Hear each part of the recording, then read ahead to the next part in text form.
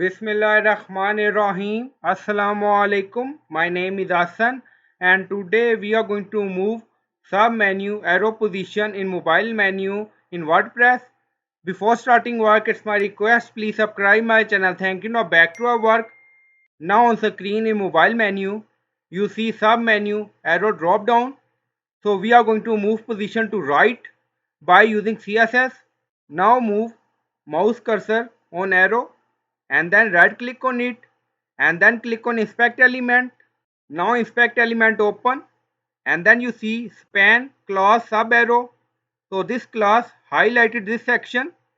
Now expand it and then you see icon carrot down and also expand again and then you see before. Now click on before and then on right side you see this is our class we will use and we will add custom CSS. Now you see class dot fa-caret-down colon before. Now go to customize section and we are in additional CSS.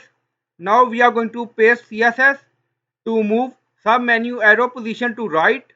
Now paste and you will find this CSS in video description or in comment section. Now you see this is our icon class, so you can add your icon class, position absolute, and then you see transform, translateY, and then you see minus 50%, and then you see right 20px.